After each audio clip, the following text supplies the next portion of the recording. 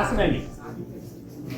Current affairs GK class కూడా చెప్తా, మీకు స్టాక్ జీకే కూడా చెప్తా.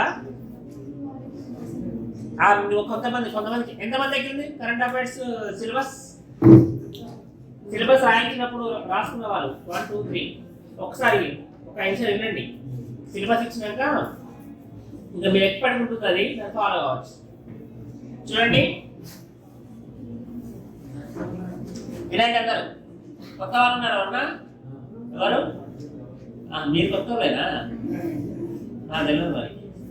వినండి, కరెంట్ అఫైర్స్ రీసెంట్ గా ఉన్నటువంటి ప్రతి కాంపిటీషన్ ఎగ్జామ్ లో కరెంట్ అఫైర్స్ ఉంటుంది. కాకపోతే ఒక 2 years బ్యాక్ అప్పట్లో జీకే క్వశ్చన్ బాగా వచ్చేది, స్టాక్ జీకే క్వశ్చన్స్. మధ్యలో 2 years రాలే, దాన్ని ఏం చేసిన నెగ్లెక్ట్ చేసినాం మనం. ఇప్పుడు ఉన్నటువంటి కాంపిటీషన్ ప్రతి ఎగ్జామ్ లో స్టాక్ జీకే క్వశ్చన్లు వస్తున్నాయి, కాబట్టి పాత ఎన్టీపీసీలు కూడా వస్తున్నాయి. అందుకే మనం ఏం చేస్తున్నాం అంటే స్టాక్ జీకే చదువుతూ ఈ కరెంట్ అఫైర్స్ చదవాలి. అర్థమైందా? ఇది జీకే చదవాలి, stock GK and current affairs. ఇప్పుడు కరెంట్ అఫైర్స్ గురించి చెప్తా ఈ రోజు, తర్వాత ఎప్పుడో మళ్ళీ మీకు స్టాక్ జీకే ఏముంటే టాపిక్ చెప్తా. ఓకే, కరెంట్ అఫైర్స్ అంటే మన కాంపిటీషన్ ఎగ్జామ్ లో కానిస్టేబుల్ ఉందనుకోండి, ఒక 15 క్వశ్చన్స్ వచ్చే అవకాశం ఉంటుంది. 15 to 20 current affairs and GK. SI exam అనుకోండి, ఒక 25 క్వశ్చన్స్ వచ్చే అవకాశం ఉంది. కరెంట్ అఫైర్స్ అండ్ జీకే కలిపి 25 30. ఎస్ఐ అయితే, కానిస్టేబుల్ అయితే 15 to 20 కరెంట్ అఫైర్స్ క్వశ్చన్స్ వచ్చే అవకాశం ఉంది. వచ్చేటప్పుడు మనం ఏంటంటే కాంపిటీషన్ లో జనరల్ స్టడీస్ లో ఉన్నటువంటి ప్రతి సబ్జెక్ట్ కి సిలబస్ ఉంటుంది.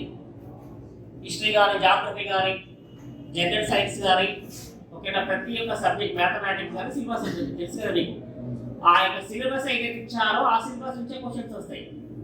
ఆ సిలబస్ దాటి క్వశ్చన్ రాదు, వచ్చినా మన కోర్టుకి వెళ్ళి మార్క్స్ సంపాదించుకోవచ్చు ఇచ్చిన సిలబస్ కాకుండా. కానీ ఇక్కడ మీరు ఎగ్జామ్ రాయండి, ఎగ్జామ్ నోటిఫికేషన్ వచ్చిన తర్వాత ఆ యొక్క ఎగ్జామ్ పెట్టే బోర్డు ఎవరైతే ఉన్నారో వాళ్ళ సిలబస్ రిలీజ్ చేస్తారు. ఆ సిలబస్ మీరు ఎప్పుడైనా చూడండి, ఏ ఎగ్జామ్ చూడండి, సివిల్ సర్వీస్ నుండి కానిస్టేబుల్ వరకు ఏ ఎగ్జామ్ లో కూడా కరెంట్ అఫైర్స్ సిలబస్ ఇవ్వడు.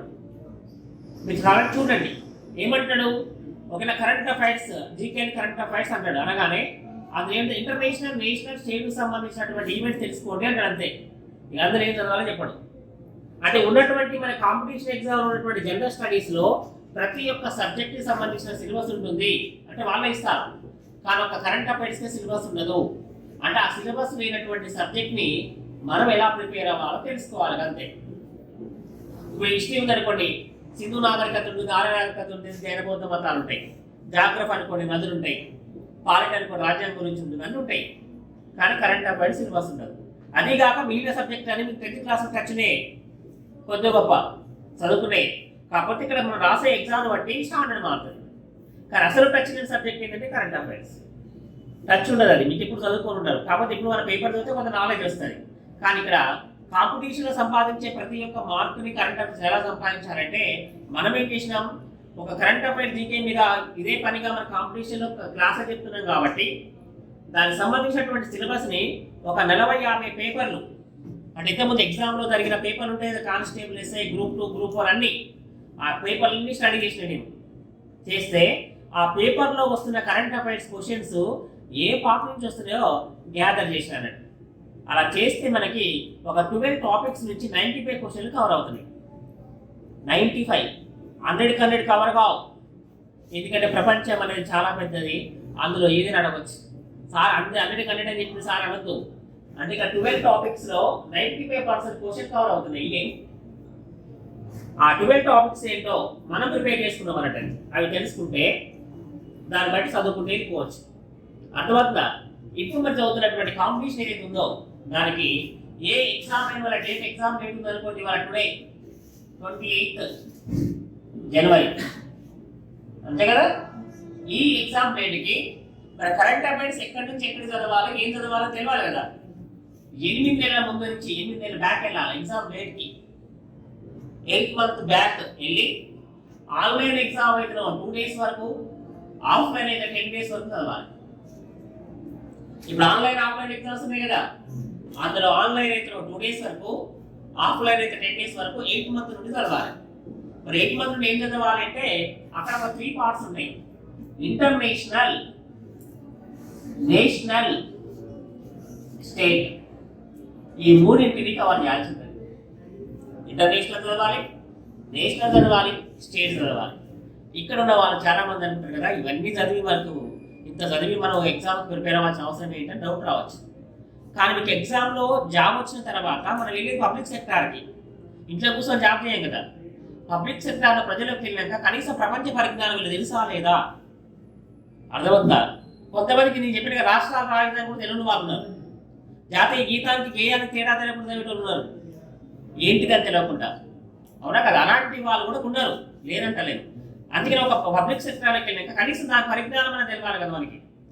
అది ప్రపంచ పరిజ్ఞానం, ఓకేనా, దేశ పరిజ్ఞానం, స్టేట్లో జరుగుతున్న పరిజ్ఞానం తెలవాలి. కాబట్టి ఈ సబ్జెక్ట్ని పెట్టారు. అంటే 100 మంది ఎగ్జామ్ రాస్తున్నప్పుడు అందులో కొంచెం తెలివికల్లోనే పైకి రావాలి కదా ఎగ్జామ్లోకి. అందుకే ఈ ప్రిపరేషన్ చేయడానికి సబ్జెక్ట్ పెట్టారు అన్నట్టు. మేధావులను ఎంపిక చేసే ప్రక్రియలో భాగంగా కరెంట్ అఫైర్స్ చేర్చడం జరిగింది. ప్రపంచంలో ఏం జరుగుతుందో తెలవాలి, అమెరికా అధ్యక్షులలో తెలవాలి వీళ్ళకి, ఇంగ్లాండ్ ప్రధానమంత్రిలో తెలవాలి వీళ్ళకి, అర్థమైందా, ఇంగ్లాండ్కు రాష్ట్రపతి ఎందుకుంటుందో తెలవాలి వీళ్ళకి. ఎగ్జాంపుల్ చెప్తున్నా మీకు, ఒక కాంపిటీషన్ పరంగా ప్రపంచంలో ఏం పరిజ్ఞానం ఉందో మనకు తెలవాలి. అందుకే పెట్టాడు. ఇండియాలో ఏంటంటే తెలవాలి కదా, కనీసం భారత ప్రధానమంత్రి తెలియకుండా అయితే ఏమో. అందుకే పరిజ్ఞానం కావాలి. ఇవాళ రోజువారు ఎవరు మారుతున్నారు, ఎవరు వస్తున్నారు, ఎక్కడ ఎన్నికలు జరుగుతున్నాయి, ఎక్కడ కొత్త రాష్ట్రపతులు వస్తున్నారు, ఏ రాష్ట్రపతి మన ఇండియాకి వచ్చాడు, మన రాష్ట్రపతి ఎక్కడికి వెళ్ళాడు, మన ప్రధానమంత్రులు వచ్చారా, ఇండియాలో ఏమైనా జరుగుతుందా, సైన్స్ అండ్ టెక్నాలజీ ఇవన్నీ తెలుసుకోవాలి. అలాగే స్టేట్, మన రాష్ట్రం కాబట్టి మన రాష్ట్రానికి సంబంధించినటువంటి పథకాలు ఏమైనా కొత్తగా ప్రవేశపెట్టారా, ఇక్కడ కంపెనీలు స్థాపించారా, ఏదైనా మార్పులు జరుగుతున్నాయా చదవాలి. ఈ మూడింటిని చదవాలి. ఎన్ని నెలల నుంచి? 8 మంత్ నుండి. ఆన్లైన్ అయితే 2 days వరకు, ఆఫ్లైన్ అయితే 10 days వరకు కంప్లీట్గా స్టడీ చేయాల్సి ఉంటుంది. మరి ఇక్కడ సార్ ప్రపంచంలో చాలా విషయాలు ఉంటాయి, ఇండియాలో ఉంటాయి, రాష్ట్రంలో ఉంటాయి. మరి ఏం చదవాలి అంటే మనకున్న టైంలో, ఆ తక్కువ టైంలో ఎక్కువ కవర్ చేయాలంటే ఎలా చదవాలి సార్ అని అడగచ్చు ప్రాబ్లం.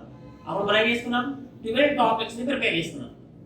దాదాపు 95 క్వశ్చన్స్ అక్కడి నుంచే వస్తున్నాయి కరెంట్ అఫైర్స్లో. 1-2 మిస్ అయినా ఖచ్చితంగా అక్కడి నుంచి కవర్ అవుతాయి. అవి చదువుకుంటే సరిపోతుంది. మనం ఏం చేసినాం, కరెంట్ అఫైర్స్ని ఒక ఇండియాలో సివిల్ సర్వీస్ చదివినా, ఎనీ ఎగ్జామ్ ఏది చదివినా కూడా ఒక డెప్త్ నాలెడ్జ్, పరిజ్ఞానం అనేది మనకు రావాలి. కాబట్టి ఈ కరెంట్ అఫైర్స్ చదివేటప్పుడు మార్పు మిస్ కావద్దు. కాబట్టి దీన్ని ఒక 3 పార్ట్స్గా డివైడ్ చేసుకున్నాం. ఈ 8 నెలల కాలంలో ఉన్నటువంటి కరెంట్ అఫైర్స్ ఏం చేసినాం, 3 పార్ట్స్గా డివైడ్ చేసినాం. అందులో పార్ట్ 1 బిగ్ టాపిక్స్ అంటారు. ఏమన్నా బిగ్ టాపిక్స్.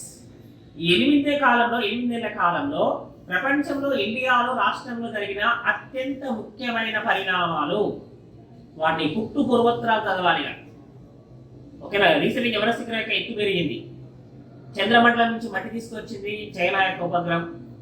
అలాగే ప్రపంచంలో తెలుసారుగా స్పేస్ ఎక్స్ అనే ఒక ప్రైవేట్ ఆర్గనైజేషన్ ఓకేనా అంతరిక్ష యాత్రను తీసుకొని స్పేస్లోకి వెళ్ళింది. త్వరలో 150 ప్రైవేట్ ట్రైన్ రానున్నాయి. వ్యాక్సినేషన్ ప్రక్రియ ఇండియాలో ప్రారంభమైంది. అలాంటివి స్టార్టింగ్ నుంచి ఎండింగ్ వరకు మొత్తం నాలెడ్జ్ తీసుకోవాలి. అయిపోయిన చదువు చదవకండి. చాలామంది పిల్లలకి ఇక్కడ ఒక మాట గుర్తుపెట్టుకోండి, చాలామందికి ఇక్కడ మన రామప్ప అంటే మనం చెప్పేట్టారు, వేరే కాడ పిల్లలు వేరే ఏదే విధంగా ఉంటారు. వాళ్ళు చూస్తే నాకు మన పిల్లలకి వాళ్ళ పిల్లలకి ఎంత తేడా ఉంటుందంటే నక్కకు నాగలో కనుక తేడా ఉంటుంది. మా రామప్ప పిల్లలు బెస్ట్ అని అనుకుంటా మనసులో నేను. ఇప్పుడు అనుకోవద్దా, నువ్వు బాగా మాటలు నిజమే. నేనైతే నిన్న క్లాస్ చెప్పాను, నేను ఒక్కడికి పోతే వాళ్ళ చూస్తే నాకైతే వీళ్ళు చదువుకోవడానికి వచ్చింది కాబట్టి ఏంటికి వచ్చింది వీళ్ళు అనిపించింది. 4-5 క్లాసులో ఏదో బలవంతంగా వచ్చి కూర్చుంటారు చూసారా, అలాంటి వాళ్ళు వినరు. వినటం నేను ఒక సామెత ఉంటుంది కదా, మేషయ్య గారిని వచ్చి ముసయ్య గారి దగ్గర చదువుకుంటారు చదువుకోలేరు వాళ్ళు. అర్థమవుతుందా? నేనేది ఒకటి చెప్పిన సరే ఏదో సామెత. కానీ ఇక్కడ మనకాడ పిల్లలు వస్తే క్రమశిక్షణ నేర్పుతాం కాబట్టి మనం ఎప్పటికీ ఉంటాం కాబట్టి పిల్లలకి ఓకే. కానీ అక్కడ ఒక్కసారి చెప్పొస్తా కదా, ఇక మళ్ళీ వారం రోజులు వేరే సార్లు చెప్పేసరికి మళ్ళీ వాళ్ళు అదే కథ కొత్తారు ఇక అది. కానీ సిస్టమ్ ఇప్పుడు నేనేం చెప్తానంటే కాంపిటీషన్కి వచ్చినాక జాబ్ వచ్చేసరికి క్రమశిక్షణ ఉండండి. వచ్చినాక మీ ఇష్టం అంటారు నేను అదే. కానీ ఇప్పుడే నీకు సిస్టమేటిక్గా ఉన్నాను, నేను కానిస్టేబుల్ అవుతున్నా, ఎస్ఐ అవుతున్నా, రాసుకుంటా అంటే జాబ్ రాకముందే రాసుకుంటే ఏం లాభం? చదువుతుందా? చదువు వచ్చేంతసేపు చాలా తెలివితేటలు ఉపయోగించి క్రమశిక్షణతో ఉండి క్రమశిక్షణ క్లాస్ అంటే అవుతుంది. లేదు ఇప్పుడు ఇష్టం ఉంటా క్లాస్ అంటే అది అట్లే అవుతుంది, అలవాటు అయిపోతుంది కదా. అవునా? వచ్చినాక వాళ్ళు నేర్పుతారు, మీకు ట్రైనింగ్ నేర్పుతారా నేర్పరా? అప్పుడు ఏం చేయాలి, అప్పుడు అది చేయొద్దు, ఇప్పుడు అది చేయొద్దు. అందుకని ఇప్పుడు సిస్టమేటిక్గా ఉండండి అంటున్నా. మీరు ఉంటారులే నాకు తెలుసు, కానీ చెప్తాను ఉంటారా మీరు? అబద్ధాలు చెప్పండి, నేను చెప్పి ఏ మన పిల్లలు మంచి పిల్లలా చెప్తున్నా. మళ్ళీ ఇదే మాట అలా చెప్తారా సార్ అనకండి, చెప్పా. ఓకే, ఇదేంటి మిక్స్ టాపిక్స్. ఇక్కడ కొన్ని ఈ 8 నెలల కాలం జరిగిన వాటిని నేను క్లాస్లో చెప్తుంటా. ఇంకా తాత ముత్తాత రకాన్ని చెప్తాను, మొత్తం ఇక చరిత్ర చెప్తా. అందులో ఏది వచ్చినా ఎగ్జామ్లో క్వశ్చన్ వచ్చినట్టుగా ప్రిపేర్ కావచ్చు. అలాంటి టాపిక్స్ ఇక్కడ ఒక 10-15 ఉంటాయి, ప్రతి 8 నెలల్లో ఉన్నాయి. అవి నీకు చెప్తా, మీ సిల్వర్ చెప్పేటప్పుడు అవి చెప్తా, అవి క్లాస్ చెప్తా. మళ్ళీ ఇంకా మనం చెప్పుకుంటూ పోతుంటాం కదా, యాడ్ అవుతే యాడ్ చేసుకుంటూ పోతుంది. ఇక అంటే బిగ్ టాపిక్స్ అంటారు. ఒక 20 క్వశ్చన్లు వస్తుంది ఎగ్జామ్లో, కానీ కరెంట్ అఫైర్స్ అండ్ జీకే అక్కడే ఒక 5 లేక 6 క్వశ్చన్లు అక్కడే కవర్ అవుతాయి. ఆ 10 చదివితే కవర్ అవుతాయి, ఎందుకంటే ఆ 10 ఇంపార్టెంటే. బర్నింగ్ టాపిక్స్ అంటారు కదా అవి. ఎప్పుడైతే కరెంట్ అఫైర్స్ క్వశ్చన్ వస్తుందంటే ముఖ్యంగా అడగడానికి అవకాశం ఉన్నది ఏంటంటే యాక్సిడెంట్ అండ్ ఇన్సిడెంట్స్. ఎప్పుడైనా నుంచి చాలా పేపర్లో చూసినా ఎక్కడైనా ప్రమాదం జరిగిందని అడుగుతున్నాడు, ఫ్లైట్ కూలిపోతే అడుగుతున్నాడు, తొక్కిసారి చనిపోతే అడుగుతున్నాడు, బాంబులు పేలితే అడుగుతున్నాడు, యుద్ధం జరిగితే అడుగుతున్నాడు. ఏదైనా యాక్సిడెంట్ అండ్ ఇన్సిడెంట్స్ కనుక ఎక్కడ జరిగినా కూడా ఎగ్జామ్ అడగడానికి అవకాశం ఉంది. ఎగ్జామ్లలో పేపర్ తయారు చేసి అనుకుంటున్నాడు మైండ్లో, ఏమని ఇక్కడ ఈ సంఘటన జరిగింది, రీసెంట్గా ఇండోనేషియాలో ఫ్లైట్ కూలిపోయింది. 2021 జనవరి 9న ఇండోనేషియా క్యాపిటల్ సిటీ జకర్తాలో బయలుదేరినటువంటి బోయింగ్ ఫ్లైట్ 4 నిమిషాల తర్వాత లింక్స్ కట్ అయి ఇండోనేషియా దగ్గరలోని జావా సముద్రంలో కూలిపోయింది. అందులో 62 మంది ప్రయాణికులు ఉన్నారు. మరి ఏమైంది ఫ్లైట్ అని ఒక 24 అవర్స్ వాళ్ళు మొత్తం చెక్ చేసిన తర్వాత 2021 జనవరి 10న ఇండోనేషియా నేవీ వాళ్ళు జావా సముద్రంలో చక్రాలు కనుగొన్నారు. మొత్తం 62 మంది జన సమాధయ్యారు, మొత్తం ఇండోనేషియా వాళ్ళే. లింక్స్ కట్ అయిపోయినాయి. ఇలాంటి ప్రమాదం ఎక్కడ జరిగింది, ఏ సముద్రంలో కూలిపోయింది, ఏ దేశానికి సంబంధించింది ఫ్లైటు, ఏ రోజున అడుగుతారు. అలాంటి ప్రమాదాలు ఎక్కువగా ఎగ్జామ్ అడుగుతున్నటువంటి దాఖలాలు నేను చూసిన పేపర్, ప్రతి ఒక్క పేపర్లో కూడా యాక్సిడెంట్ ఇన్సిడెంట్స్ మీద చాలా క్వశ్చన్స్ వస్తున్నాయి. అవి బాగా వెయిట్ చేసుకుని మనం చదివేటప్పుడు ప్రిపేర్ చేసుకోవాలి. అర్థమవుతుందా? Big stories. సెకండ్ వన్, ఇక్కడ 12 టాపిక్స్ చదువుకోవాలి మనం. ఇంతకు చెప్పిన టాపిక్స్ ఉన్నాయి కదా, ఇవి కాకుండా 12 టాపిక్స్. అందులో సైన్స్ అండ్ టెక్నాలజీ ఉంటుంది, అవార్డ్స్ ఉంటాయి, స్పోర్ట్స్ ఉంటాయి, సర్వేలు ఉంటాయి. ఆ టాపిక్స్ మీకు రాయిస్తారు సిలబస్లో. అవార్డ్స్ అనుకోండి, ఇప్పుడు అవార్డ్స్ ఎగ్జాంపుల్ నిన్న రీసెంట్గా ఇలాంటి క్లాస్ చెప్పేటప్పుడు ఇంట్రెస్ట్గా అందరూ 2021 జనవరి 25 రోజున central government one important award announce చేసింది. ఓకేనా? ఆర్మీ పీపుల్కి మహావీర్ చక్ర అవార్డు అనౌన్స్ చేయడం జరిగింది. ఆ అవార్డు పొందిన Telangana person Santosh Babu. 2020 June 15న ఘర్షణలో, China వాళ్ళతో జరిగిన ఘర్షణలో సంతోష్ బాబు చనిపోవడం జరిగింది. కర్నల్ హోదా కలిగినటువంటి సూర్యాపేటకు చెందిన పర్సన్. వివిధ హోదాలో 37 ఇయర్స్లోనే కర్నల్ హోదా పొందినటువంటి ప్రముఖ వ్యక్తి చనిపోయాడు. ఓకేనా? జూన్ 15న జరిగి చనిపోయాడు ఆయన. చనిపోయిన తర్వాత ఆ ఫ్యామిలీ, ఒక ప్రముఖ వ్యక్తి యుద్ధం చేస్తూ దేశం కోసం చనిపోయాడు, ఫ్యామిలీ కోసం కాదు, ఆయన సొంతంగా చనిపోలే. కాబట్టి ఆయనకి తెలంగాణ రాష్ట్ర ప్రభుత్వం గౌరవిస్తూ 5 కోట్ల రూపాయల ప్రైజ్ మనీ, ఆయన వైఫ్కి సంతోషికి ఒక డిప్యూటీ కలెక్టర్ జాబు భువనగిరి జిల్లాలో ఇచ్చి గౌరవించింది. ఇప్పుడు తెలంగాణ ఏం చేసిందంటే రాగానే హైదరాబాద్ మన తెలంగాణలో ఉండటం వల్ల బాగా ఇన్కమ్ ఉంది మనకి. కేసీఆర్ మైండ్ లేకున్నదంటే సైనికులు, దేశం కోసం పనిచేసే సైనికులు అసలు సౌత్ ఇండియా నుంచి తక్కువ మంది వెళ్తారు, ఎక్కువ నార్త్ ఇండియా వాళ్ళు వెళ్తుంటారు. ఒకవేళ మన రాష్ట్రం నుంచి వెళ్ళి ఏదైనా మహావీర చక్ర, పరమవీర చక్ర, అశోక్ చక్ర, వీర చక్ర 4 అవార్డులు ఉంటాయి.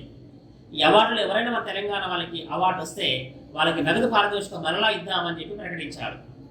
ఇవాళ మహావీర చక్ర అవార్డు వచ్చింది కాబట్టి సంతోష్ బాబు ఫ్యామిలీకి మరలా తెలంగాణ రాష్ట్ర ప్రభుత్వం తరఫున 1.5 crores ప్రైజ్ మనీ మరలా ఇవ్వనున్నారు. పరమవీర చక్ర కాదు బాబు, మహావీర్ చక్ర. చెప్పు ఏంది బాగాలేదు. పరమవీర చక్ర నువ్వు అనగా అయిపోయిందా? నేను చెప్తున్నప్పుడు ఇవ్వచ్చు కదా, నేను తప్పు చెప్తున్నారా? మాట్లాడు. దాదాపు 99.9% తప్పు చెప్పను. చెప్పే అవకాశం ఉండొచ్చు, ఎందుకంటే మానవ మాత్రంలో చెప్పినా కూడా ఇంకా వాళ్ళు తప్పు చెప్పినా కూడా మీరు అడిగి అనుకోండి, సార్ తప్పు చెప్పి సార్ అంటే నేను వెంటనే ఎంక్వైరీ చేసుకుంటా. తప్పు అనిపించింది అనుకోండి నేను చెప్తా అంట, కానీ నేను చెప్పనని అంటలేదు. వచ్చింది మహావీర్ చక్ర, పరమవీర్ చక్ర కాదు. ఆయనండి మహావీర్ చక్ర సైనికులకు ఇచ్చే అవార్డులో అత్యున్నతమైనటువంటి 2వ పురస్కారం మహావీర్ చక్ర. పోరుందాలి కదా, పోరుందా? కొట్టు. ఇప్పుడు ఇది 1 సెకండ్ వస్తుంది కదా, కొట్టు రాదు. నువ్వు కొట్టు చెప్తా. కోడిసారి కరెక్టా, గుగ్గులు కరెక్టా చెప్తుంది. మహావీర్ చక్ర అవార్డు ఇదండి ఒకసారి. ఇప్పుడు 1.5 crores ప్రైజ్ మరి మరలా ఇవ్వనున్నారు వాళ్ళ ఫ్యామిలీకి. తెలంగాణ రాష్ట్ర ప్రభుత్వం అవార్డు ఇచ్చినందుకు. అర్థమైందా? ఈ అవార్డుని 2021 జనవరి 25th అనౌన్స్ చేయడం జరిగింది. ఈ అవార్డు పొందిన తెలుగు వ్యక్తుల్లో 21 సంవత్సరాల తర్వాత అవార్డు పొందిన వ్యక్తి. యాక్చువల్గా సౌత్ ఇండియా నుంచే ఎక్కువ వెళ్ళరు. ఆ వెళ్ళిన వ్యక్తులు ఈ అవార్డు కూడా రేపొస్తుంది మనకి. అలా 21 సంవత్సరాల తర్వాత మహావీర్ చక్ర అవార్డు పొందిన తెలుగు వ్యక్తిగా గుర్తించబడ్డాడు సంతోష్ బాబు. 21 సంవత్సరాలకు మునుపు కార్గిల్ వార్ జరిగినప్పుడు 1999లో హైదరాబాద్ చెందినటువంటి ఒక సైనికుడు చనిపోయాడు. ఆయన పేరు పద్మాపాని ఆచారి.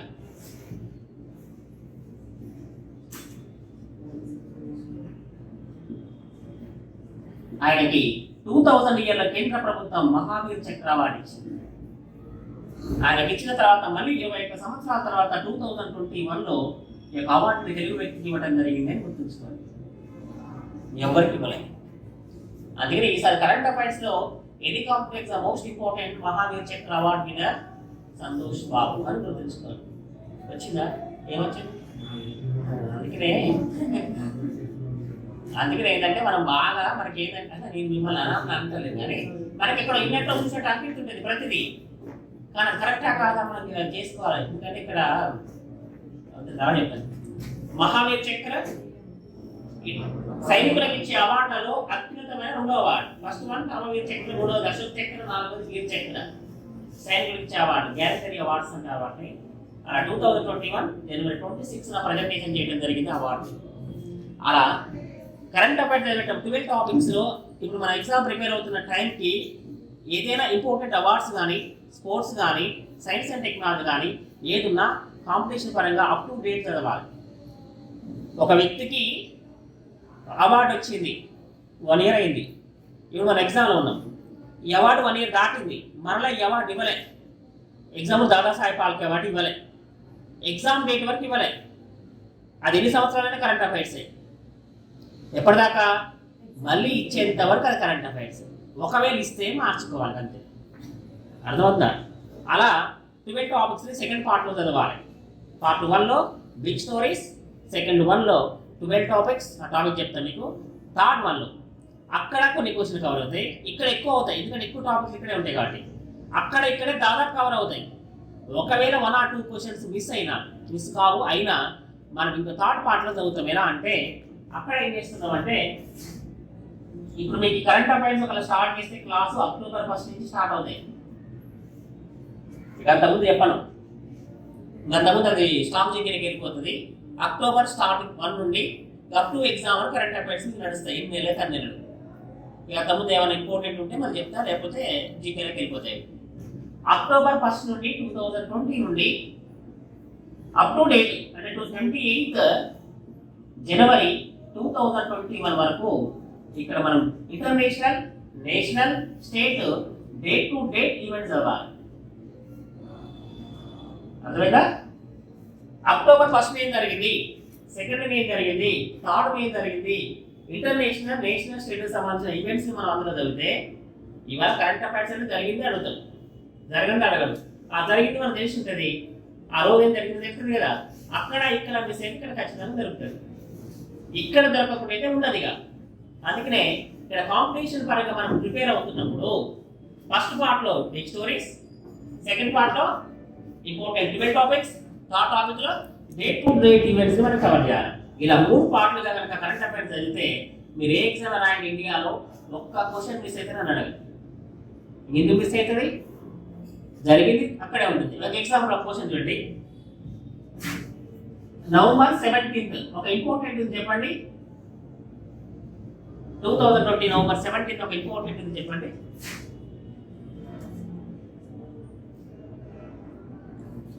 Anyone idea? ఇవాళ ప్రపంచం అంతా ఒక సమస్యతోటి, కరోనా సమస్యతోటి, ఎక్కడికి వెళ్ళినా అదే సమస్య. మరి ఆ డేట్ ఎవరికి గుర్తులేదా? కాంపిటీషన్ లో ఉన్నారు కదా మీరు. November 17th 2020 ఒక ఇంపార్టెంట్ డే. కరోనా వచ్చి 1 year కంప్లీట్ అయింది. ఇప్పుడు దాకా తెలియదా? మీకేం తెలుసు చెప్పండి నాకు. ఇక్కడ గుర్తు రాలేదు మీకు ఇప్పుడు? ఎక్కడ వచ్చింది ఫస్ట్ కరోనా కేసు? చైనాలోని వుహాన్ సిటీలో. రీసెంట్ హాంకాంగ్ పోస్ట్ పత్రిక ఒక సర్వే రిలీజ్ చేసింది రీసెంట్ గా. ఆ పత్రిక ప్రకారం ప్రపంచంలో మొదటి కరోనా కేసు వుహాన్ సిటీలో 55 సంవత్సరాల మహిళకు వచ్చినట్టుగా ఆ పత్రిక ఒక ఎడిటోరియల్ విడుదల చేసింది. ఏ రోజున? November 17th 2019 చైనాలో మొదటి కరోనా కేసు వచ్చినట్టుగా చెప్పింది అన్నట్టు. అంటే 2020 November 17th నాటికి ఏమైంది? కరోనా కేసు వచ్చి 1 year కంప్లీట్ అయింది. ఇండియాలో 2020 January 30th కేరళలో మొదటి కరోనా కేసు నమోదైంది. ఇంకా మనకు 1 year కాలే, వాళ్ళకు 1 year అయింది. ఈ కరోనా వలన దాదాపు ప్రపంచవ్యాప్తంగా 45 కోట్ల మంది జాబులు కోల్పోయారట. ఆ సర్వే చెప్పిన, ఆ పత్రిక చెప్పిన సర్వే ప్రకారం దాదాపు 3500 కంపెనీలు కొలాప్స్ అయినాయట. ఒక్క అమెరికాలో 2 కోట్ల మంది జాబులు కోల్పోయారట. ఒక్క అమెరికాలో ఎంత నష్టం జరిగిందంటే నష్టాన్ని అంచనా వేయడానికి క్యాలిక్యులేషన్ సరిపోలేదట. అంత నష్టం జరిగింది ప్రపంచంలో కరోనా ఎఫెక్ట్ తోటి అని చెప్పి ఆ పత్రిక కథనాన్ని విడుదల చేసింది, హాంకాంగ్ పత్రిక. November 17th. November 16th important చెప్పండి. అంటే ఇక్కడ మనం డే టు డే ఈవెంట్ దగ్గరికి వస్తాయి రావా? ప్రతిదీ వస్తుంది. November 16th importance anyone idea? ఎవరు తెలియదా? 2020 November 16th మామూలు విషయం అడగను కానీ చాలా ఇంపార్టెంట్ విషయమే అడుగుతున్నాను. Rafale war flights. ఇంకా ఇప్పుడు మనం ఇక్కడ ఒక ఆటో ఎక్కినాం, వరంగల్ బస్ స్టాండ్కి వెళ్ళాలి. ఏం చేస్తాం? పే చేస్తాం అమౌంట్. ఓకేనా? ఒక క్యాబ్ బుక్ చేసినాం, ట్యాక్సీని. ఎక్కడికి వెళ్ళాలంటే ఏం చేస్తాం? అమౌంట్ పే చేస్తాం కదా. అలా స్పేస్లోకి వెళ్ళడానికి కూడా ఒక ట్యాక్సీని స్టార్ట్ చేశారు. డబ్బులు కట్టొచ్చు, పైకి వెళ్ళిపోవచ్చు. అంటే ప్రపంచంలో తొలి ప్రైవేట్ ఓకేనా స్పేస్ ఏజెన్సీ అయినటువంటి స్పేస్ ఎక్స్ తొలిసారిగా అంతరిక్షంలోకి ట్యాక్సీ సెకాను ప్రారంభించిన రోజు అది. ఇప్పుడు కూడా తెలియదు కదా. నిజంగా చెప్పాలంటే రామప్పల క్లాసు వాళ్ళు తెలంగాణలో మేధావులై ఉండాలి. లోపల నవ్వుకుంటున్నా. నిజంగా రామప్ప పిల్లవాడంటేనే మనం తెలంగాణలో ఉడిస్తున్న అన్నిటికీ అందరికన్నా గొప్పవాడై ఉండాలి. నిజమని కాదు, ఎందుకంటే ప్రతిదీ మనం తెలుసుకొని ఉండాలి. ఓకే, ఇప్పుడు ప్రపంచంలోనే తొలిసారిగా ట్యాక్సీ సేవను ప్రారంభించింది స్పేస్ ఎక్స్ అనే ఆర్గనైజేషన్. November 16th 2020 అమెరికాలోని ఫ్లోరిడాలో గల కేప్ కెనరావెల్ అనే అంతరిక్ష పరిశోధనా కేంద్రం నుండి ఫాల్కన్ అనే రాకెట్ ద్వారా న్యూ డ్రాగన్ అనే ఉపగ్రహం 4 వ్యక్తులు తీసుకొని అంతర్జాతీయ అంతరిక్ష పరిశోధనా కేంద్రానికి పయనమైంది విజయవంతంగా. అలా అఫీషియల్గా కొంతమంది వ్యక్తుల్ని ప్రైవేట్ ఆర్గనైజేషన్ అలా తీసుకెళ్ళడం ఇదే తొలిసారి. చేయగానే అమెరికా వాళ్ళతో ఒప్పందం చేసుకున్నది కొన్ని కోట్ల రూపాయలు ఇచ్చింది. అందుకనే ప్రపంచంలో అత్యంత ధనవంతుల జాబితాలోకి ఇలా ఫస్ట్ ప్లేస్కి వచ్చాడు స్పేస్ ఎక్స్ ఆర్గనైజేషన్ చైర్మన్ అయినటువంటి ఎలాన్ మస్క్. ఒక్క సంవత్సరంలోనే ఆయన 8 లక్షల కోట్లు సంపాదించిండు. కరోనా సంవత్సరంలో అందరు లాస్ అయితే ఆయన సంపాదించిండు. 8 లక్షల కోట్లు సంపాదించిండు. ఇవాళ 2021 January 7th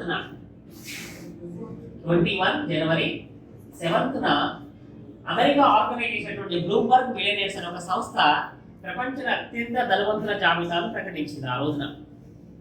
ఏ రోజు? 2021 జనవరి 9. అప్పటిదాకా ప్రపంచ ధనవంతుడు ఎవరు? Jeff Bezos. 2017 సంవత్సరం నుంచి ధనవంతుల జాబితాలో ఫస్ట్ ప్లేస్ ఉంటూ వచ్చాడు ఆయన. ఇప్పటిదాకా 25 సార్లు ప్రకటిస్తే 21 సార్లు బిల్ గేట్సే ఉన్నాడు. తర్వాత ఈయన వచ్చిండు జెఫ్ బెజోస్ వచ్చిండు. ఆయన ఊహించలే, ఆఖరికి ఎలాంటి మస్కే ఊహించలే ఇవాళ ప్రపంచ ధనవంతుల జాబితాలో నేను వస్తాను అనుకోలే. ఒక్క సంవత్సరం 150 బిలియన్ కోట్లు సంపాదించింది ఆయన.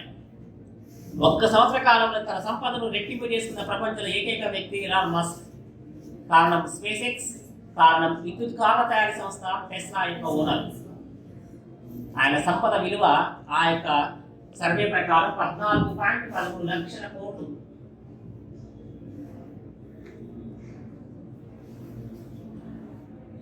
ఎలాన్ మస్క్ సంపద ఎంత?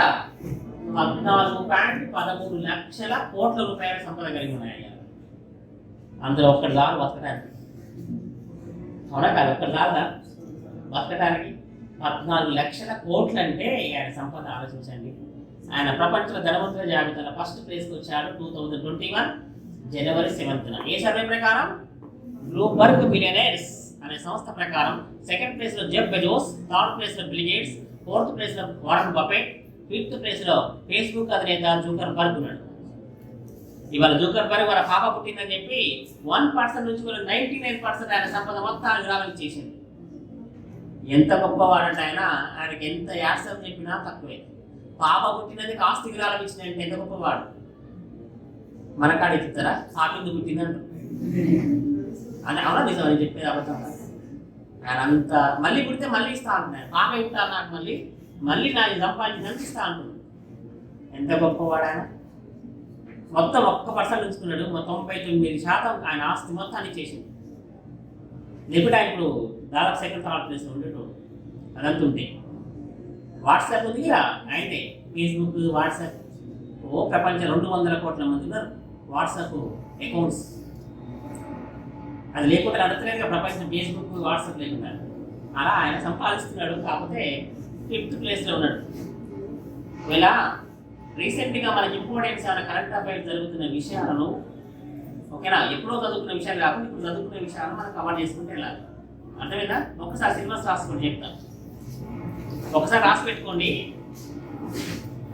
ఎప్పుడైనా కాంపిటీషన్ ఎగ్జామ్లో గుర్తుంచుకోండి.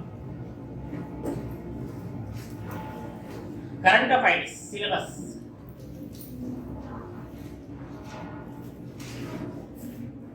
ఎగ్జామ్ డేట్కు ఎగ్జామ్ డేట్కు 8 నెలల ముందు నుండి ఎగ్జామ్ డేట్కు 8 నెలల ముందు నుండి ఆన్లైన్ అయితే 2 డేస్ వరకు, ఆన్లైన్ అయితే 2 డేస్ వరకు, ఆఫ్లైన్ అయితే 10 డేస్ వరకు చదవాలి. ఆఫ్లైన్ అయితే 2 డేస్ వరకు, ఆన్లైన్ అయితే 10 డేస్ వరకు చదవాలి.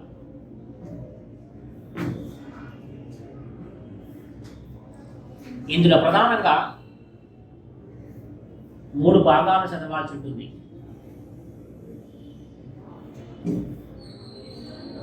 నెంబర్ 1 ఏం చదవాలి? International. Number 1 international. Number 2 national.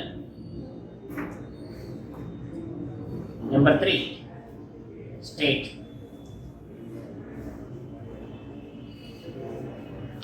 Three parts. Okay, అంటే ఇంటర్నేషనల్ జరుగుతున్న పరిణామాలు చదవాలి, దేశం జరుగుతున్నవి, రాష్ట్రం జరుగుతున్నవి. రాష్ట్రం జరిగే పథకాల గురించి కూడా చదవాల్సి ఉంటుంది. నెక్స్ట్ ఇది రైట్. మొత్తం కరెంట్ అఫైర్స్ 3 భాగాలుగా విభజించవచ్చు. మొత్తం కరెంట్ అఫైర్స్ 3 భాగాలుగా విభజించవచ్చు. అందులో పార్ట్ 1 రోమన్ 1 అయ్యండి. బిగ్ టాపిక్స్ అని రాయండి. అందులో రోమన్ 1 వేసి బిగ్ టాపిక్స్. ఓకే, అందులో నెంబర్ 1 బిగ్ టాపిక్స్ లో నెంబర్ 1 కొన్ని ఇంపార్టెంట్ చెప్తా. అందులో నెంబర్ 1 షాంఘై 5 ఉపగ్రహం.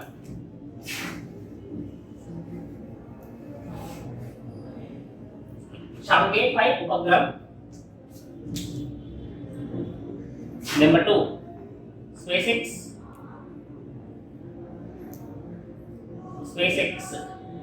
Number 3, ఎవరెస్ట్ శిఖరం ఎత్తు పెరిగింది. చెప్పిందా మీకు? ఎత్తు పెరిగి చెప్పలే క్లాస్ చెప్పినా? ఎవరెస్ట్ శిఖరం ఎత్తు పెరిగింది. నెంబర్ 4,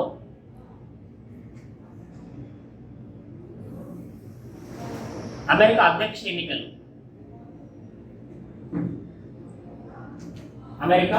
ఎన్నికలు.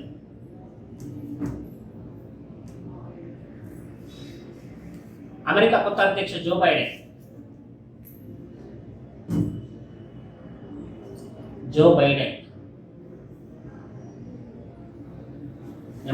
నెక్స్ట్ అమెరికా ఉపాధ్యక్షురాలు కమలా హారిస్.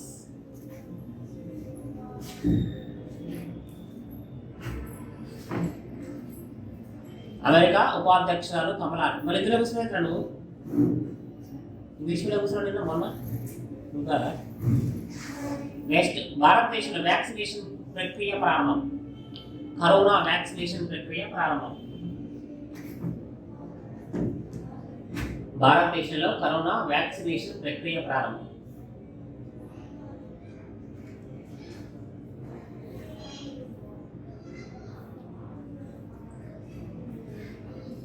ఓకేనా? అలాంటివి మీకు యాడ్ చేసి చెప్తుంటా. అవి జస్ట్ ఎగ్జాంపుల్ గుర్తుంచుకోండి. పార్ట్ 2 రోమన్ 2 అందులో number 1 topic number 1 sports. 2011 SA ఎగ్జామ్లో ఒక్క స్పోర్ట్స్ సంబంధించిన 11 క్వశ్చన్లు వచ్చినాయి. సార్ 2011, 2008, 2007 ఇప్పుడు కూడా 5 మార్కులు తక్కువ రాలేదు స్పోర్ట్స్కి సంబంధించి ఎస్ఐ ఎగ్జామ్లో. Okay, next part 2 topic number 2 awards. Topic number 3 వార్తల్లోని వ్యక్తులు.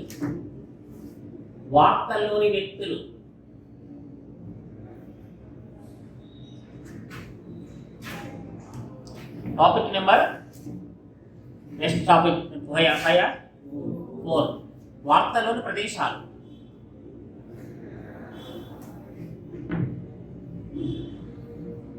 Next topic science and technology.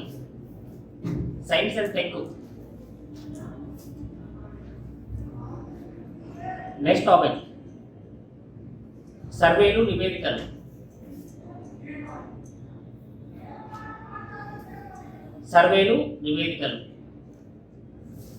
Next సమావేశాలు.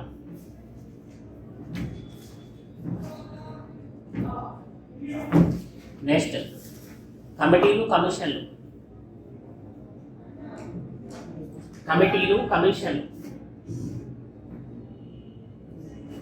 నెక్స్ట్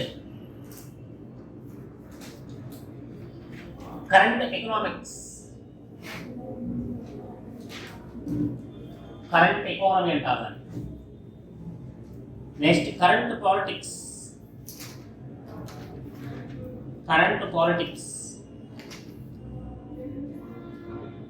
నెక్స్ట్ గ్రంథాలు రచయితలు. ఓన్లీ ఆ కరెంట్ అఫైర్స్ ఏమైనా బుక్స్ ఉంటేనే గ్రంథాలు రచయిత, బుక్స్ అండ్ ఆథర్స్. నెక్స్ట్ 11. నెక్స్ట్ది సంస్థలు, ప్రముఖ సంస్థలు, అధిపతులు.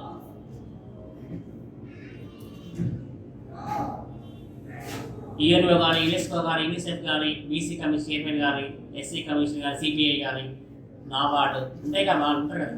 అది లాస్ట్లో చదవాలి. ఇప్పుడు చదవచ్చుది. ఇప్పుడు చదివితే రేపు మారచ్చు. ఎగ్జామ్ డేట్ ముందులా ఒక 1 వీక్ అట్లా చదివితే చేంజ్ అవుతుంది కదా. వ్యక్తి ఎప్పటికి ఉంటారు కదా వాళ్ళు. అది లాస్ట్ చదువుకోవాలి. ఇప్పుడు చదువుకుంటే వారితే మళ్ళీ ఇప్పుడు అదొక్కటి లాస్ట్ చదవాలి, మిగతా చదువుకోవచ్చు. అవి టువెల్ టాపిక్స్. పార్ట్ 3 2020 అక్టోబర్ 1 నుండి 2020 అక్టోబర్ 1 నుండి 2020 అక్టోబర్ 1 నుండి అప్ టు ఎగ్జామ్ రాయండి. అప్ టు ఎగ్జామ్ డేట్ వరకు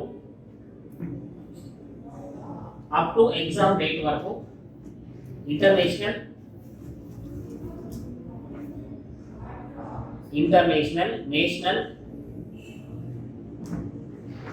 స్టేట్ ఈవెంట్స్ ని